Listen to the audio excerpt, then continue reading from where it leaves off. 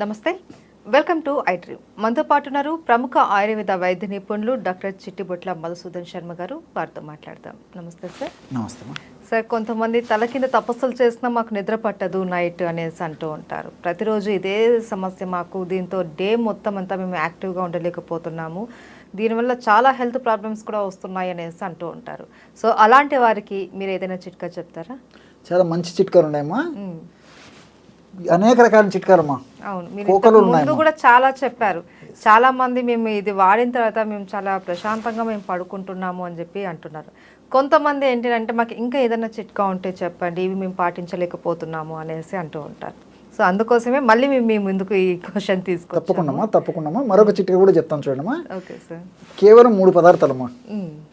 ఈ 3 పదార్థాలతోనే చక్కటి నిద్ర మన సొంతం అయిపోతుంది. దీనికి ఏంటంటే ఇంచుమించు 2 పదార్థాలు మన ఇళ్లలో ఉంటాయమ్మా, ఒక్కటి మాత్రం బయట మనం మార్కెట్లో తెచ్చుకోవాలమ్మా. సో ఎలాగంటే జటామాంసి చూర్ణం. జటామాంసి చూర్ణం, దాని పేరమ్మా జటామాంసి. ఒక మూలికమ్మా, హర్బు. దాని యొక్క పౌడర్ మార్కెట్లో దొరుకుతుంది. చాలా సువాసన ఉంటుందమ్మా, చాలా మంచి స్మెల్ ఉంటుంది. జటామాంసి చూర్ణం. ఆ యొక్క చూర్ణాన్ని ఒక 5 గ్రామ్స్ తీసుకోవాలమ్మా. రాత్రి పండుకున్నప్పుడు ఆ 5 గ్రామ్స్ చూర్ణంలో ఒక్క చిటికెడు ఈ సినమం, దాల్చిన చెక్క ఉంది కదమ్మా, దాల్చిన చెక్క పొడి జస్ట్ ఒక పించ్ అనమాట. అట్లే పచ్చకర్పూరం. పచ్చకర్పూరం మనం లడ్డూలలో, పాయసాలలో, ప్రసాదాల్లో వాడుకుంటున్నాము తయారు చేసడానికి, స్వీట్స్ తయారు చేసడానికి. ఆ పచ్చకర్పూరం జస్ట్ ఒక పించ్ అది కలపాలమ్మా, పొడి. సో 5 గ్రామ్స్ జటామాంసి చూర్ణము, ఒక చిటికెడు దాల్చిన చెక్క పొడి, ఒక చిటికెడమ్మా, ఎక్కువ వాడకూడదమ్మా, పచ్చకర్పూరం మొత్తం కలిపేసేసి తగినంత తేనెతో కలిపేసేసి నాకుని మింగేసేసి ఒక కప్పు పాలు తాగాలమ్మా. ఒకవేళ మీకు ఇక్కడ కూడా సందేహం రావచ్చు, సార్ ఈ రోజుల్లో షుగర్ చాలా మందికి వస్తుంది కదండి, షుగర్ వాళ్ళు మరి తేనె వాడకూడదు కదా ఎలాగని. సో అలాంటి వాళ్ళు ఎవరైనా ఉండి తేనె వాడకూడనటువంటి వాళ్ళు ఎవరైనా ఉంటేమా కేవలము ఒక కప్పు గోరువెచ్చని పాలలో కలిపి సేవిస్తే సరిపోతుందమ్మా. ఓకే, షుగర్ లేకుండా పాలల్లో కావాలని ఇది పౌడర్ లాగా తీసుకోవచ్చమ్మా. ఒకవేళ పాలు కూడా కొంతమందికి పడవమ్మా, చాలా అరుదుగా. పాలంటే కూడా కొంతమందికి వాసన ఉండదు, ఆ వాసన బలంతో మాగ స్నానం అయిపోతుంది. అలాంటి వాళ్ళు కేవలం నీళ్ళతో తీసుకోవచ్చమ్మా. అంత పౌడర్ నోట్లో వేసేసుకుని నీళ్ళు తాగినా సరిపోతుంది. ఏ పద్ధతిలో తీసుకున్నా దాని ఫలితం మాత్రం ఒకే విధంగా ఉంటుంది. యాక్చువల్గా ఏంటంటేమా, ఈ యొక్క ఔషధాలు 3 కలిపి మనం తయారు చేసుకున్నటువంటి ఔషధం వాడుకోవడంలో ఏం జరుగుతుందంటమ్మా, మెదడులో నిద్రను కలగజేసేటువంటి మెలటోనిన్ అనేటువంటి హార్మోన్ ఉంటుందమ్మా. మెలటోనిన్ అనేటువంటి హార్మోన్ బాగా ఉత్పత్తి అవుతుంటేనే నిద్ర బాగా వస్తుంది. సో మనం ఈ పద్ధతిలో తయారు చేసుకున్నటువంటి ఔషధం వాడుకోవడం వల్ల బ్రెయిన్లో మెలటోనిన్ అనేటువంటి హార్మోన్ ఉత్పత్తికి బాగా దోహదపడుతుందమ్మా. ఎప్పుడైతే మెలటోనిన్ హార్మోన్ బాగా ఉత్పత్తి అయ్యి దాని యొక్క పనితనం, క్రియా సామర్థ్యం బాగుందో ఆటోమేటిక్గా పడుకున్నటువంటి ప్రశాంతమైనటువంటి నిద్ర వస్తుంది. ఎలాంటి సైడ్ ఎఫెక్ట్స్ ఉండవు, అన్ని సైడ్ బెనిఫిట్స్ ఉంటాయి. రీసెర్చ్లో కూడా ప్రూవ్ అయినటువంటి విషయమా, ఈ జటామాంసి చూర్ణము మైండ్ను కామింగ్ ఎఫెక్ట్ చేస్తుందమ్మా. అంటే ప్రశాంతం. ఈ రోజుల్లో మానసిక ఒత్తిడితోనే చాలా మందిలో నిద్రలేని సమస్య కలుగుతుందమ్మా. సో మనసును ప్రశాంతపరిచేటువంటి ఔషధాల్లో, ఆయుర్వేదంలో చెప్పినటువంటి ఔషధాలలో జటామాంసికి చాలా అగ్రస్థానం ఇవ్వడం జరిగిందమ్మా. సో దీనివల్ల ఏమంటే అన్ని సైడ్ బెనిఫిట్స్ ఉంటాయి తప్ప సైడ్ ఎఫెక్ట్స్ ఉండవు. సో జటామాంసిలో వోలటైల్ ఆయిల్స్ ఉంటాయి. జటామాంసిన్ అనేటువంటి ఒక కెమికల్ ఉంటుంది. అదేవిధంగా నార్డోస్టాకిన్ అనేటువంటి కెమికల్ ఉంటుంది. అట్లే దాల్చిన చెక్కలు కూడా సినిమాల్డిహైడ్ అనేటువంటి కెమికల్ ఉంటుంది. తర్వాత పచ్చకర్పూరంలో ఈ క్యాంఫరాల్ అనేటువంటి కెమికల్ ఉంటుంది. ఇవన్నీ కూడా ప్రత్యక్షంగా పరోక్షంగా నిద్రను కలగజేసేందుకు చక్కగా ఉపయోగపడతాయమ్మా. అన్ని సైడ్ బెనిఫిట్స్ ఉంటాయమ్మా, ఎలాంటి సైడ్ ఎఫెక్ట్స్ ఉండవమ్మా. కాబట్టి రాత్రిపూట ఈ యొక్క ఔషధాన్ని ఈ పద్ధతిలో వాడుకుంటే సరిపోతుంది. కానీ ఏదో ఒక్కరోజు వాడి 2 రోజులు వాడి మాకు ఇంకా మార్పు రాలేదని అనుకోకుండా కొంత టైం అవసరమ్మా. ఎందుకంటే ఇంగ్లీష్ మందుల్లాగా వెంటనే నిమిషాల మీద, సెకండ్ల మీద పనిచేసే ఆ ప్రభావంతో సైడ్ ఎఫెక్ట్స్ ఫేస్ చేయాల్సి వస్తుంది.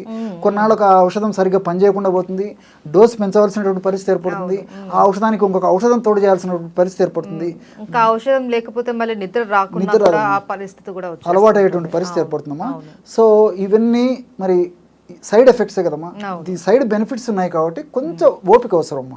అంటే ఎన్ని రోజులు టైం పడుతుంది? శరీర తత్వాన్ని అనుసరించమ్మా. కొంతమందికి 1 వారం 10 రోజులు టైం తీసుకుంటుంది. కొంతమందికి మరింత త్వరగానే నిద్ర వచ్చేటువంటి పరిస్థితి ఏర్పడుతుందమ్మా. ఒక్కసారి మన దేహము ఆ యొక్క మెలటోనిన్ ప్రొడక్షన్ పద్ధతికి అలవాటు పడిపోతే క్రమక్రమంగా రోజు మన దేహానికి, మన అవసరాలకు ఎంత మెలటోనిన్ అనేటువంటి నిద్రను కలుగజేసేటువంటి హార్మోన్ అవసరమో అంత పద్ధతిలో ఉత్పత్తి చేసేటువంటి పరిస్థితి ఈ మందులు కలుగజేస్తాయమ్మా. కాబట్టి కొన్నాళ్ల పాటు వాడేసి ఆపేసినప్పటికీ ఎలాంటి ప్రాబ్లం ఉండదమ్మా. న్యాచురల్గా మెలటోనిన్ ప్రొడ్యూస్ అవుతుంటుంది. ఒకవేళ దీర్ఘకాలికంగా వాడినప్పటికీ ఎలాంటి ప్రాబ్లమ్స్ ఉండదమ్మా. మనసు ప్రశాంతంగా ఉంటుంది. సో నిద్ర బాగా వస్తుంది. ఆ యొక్క ప్రభావం మరుసటి రోజు కూడా మన దైనందిన జీవితంలో పడుతుంది. కాబట్టి మనం చేసేటువంటి దైనందిన జీవితంలో మనం చేసేటువంటి కార్యక్రమాలు కూడా ఎలాంటి ఇబ్బంది ఆటంకం ఉండదు. తర్వాత సమాజానికి కూడా హితమమ్మా. ఎప్పుడైతే రియల్లీ ఎప్పుడైతే నిద్ర ఉంటుందో కోపము, చికాకు, దురుసుగా మాట్లాడము, పని మీద ఆసక్తి లేకపోవడము, ఇలాంటివన్నీ కలుగుతుంటాయమ్మా. కాబట్టి అర్ధరోగహరే నిద్ర అంటే సగం రోగాలు తగ్గిస్తుంది. ఉన్నటువంటి జబ్బులు రాకుండా కూడా ఈ నిద్ర ప్రశాంతంగా నిద్రపోతే కాపాడుతేటువంటి పరిస్థితి ఏర్పడుతుందమ్మా. కాబట్టి అర్ధరోగహరే నిద్ర సర్వరోగహరే క్షుధ అని చెప్పేసి మన పెద్దలు చెప్తుంటారమ్మా. అంటే సగం రోగాలు తగ్గిపోతాయి, పెద్ద పెద్ద జబ్బులు రాకుండా కూడా ఉంటాయి అన్నమాట. కాబట్టి నిద్రకు అంత ప్రాధాన్యం ఇచ్చారు. కాబట్టి సహజ సిద్ధమైనటువంటి పద్ధతిలో సహజ రీతిలో నిద్ర ఈ విధంగా రావడం మంచిది. కానీ ఆధునికంగా కృత్రిమ ఔషధాలతో నిద్ర తెప్పించుకోవడం ఏమాత్రం మంచిది కాదు, క్షేమదాయకం కాదు, ఆరోగ్యదాయకం కాదు, ఆమోదయోగ్యం అంతకన్నా కాదమ్మా.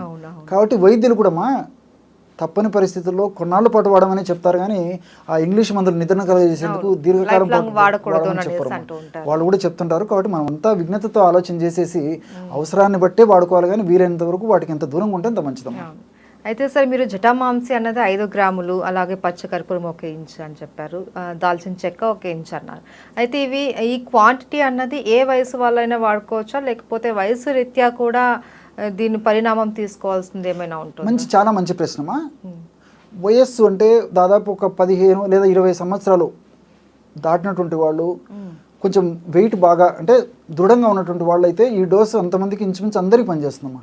కానీ వయస్సు తక్కువగా ఉన్నటువంటి వాళ్ళు, ముఖ్యంగా చిన్నపిల్లలు ఏంటి వాళ్ళు కూడా ఈ సమస్యలు కలుగుతుంటాయి. కానీ ఇలాంటి వాళ్ళకి 500 మిల్లీగ్రాముల నుంచి మొదలుపెట్టేసి 1 నుంచి 2 గ్రాముల వరకు వాడుకోవచ్చు. ఇప్పుడు 4 ఏళ్ల పిల్లలు, 5 ఏళ్ల పిల్లలు ఇలాంటి వాళ్ళు ఉంటారమ్మా. వీళ్ళకి ఏంటో జస్ట్ 500 మిల్లీగ్రామ్స్ సరిపోతుంది. అట్లా వయస్సును బట్టి పెంచుకుంటూ 1 నుంచి 2 గ్రాముల వరకు, అంటే 15 ఇయర్స్ 20 ఇయర్స్ లోపల వాళ్ళకి మ్యాక్సిమం 2 గ్రాముల వరకు ఇవ్వచ్చమ్మా. సో ఆ వయస్సు పైబడినటువంటి వాళ్ళకందరికీ, ముఖ్యంగా దృఢ శరీరం ఉండి సమస్య ఎక్కువగా ఉండి 20 సంవత్సరాలు దాటినటువంటి వాళ్ళందరికీ కూడా ఇంచుమించు ఈ డోసు ఎలాంటి ఇబ్బంది ఉండదమ్మా. ఓకే. సో దీంతో మనకి మీరు చెప్పేవన్నీ కూడా మనకు సైడ్ బెనిఫిట్స్తో కూడుకున్నటువంటి న్యాచురల్గా మనకు దొరికేటటువంటి పదార్థాలతోటే అన్నీ కూడా మాకు చెప్తూ ఉంటారు. సో ఈ చిట్కా కూడా చాలామందికి ఉపయోగపడుతుందని కూడా మనం కోరుకుందాం sir. Thank you so much. నమస్తే.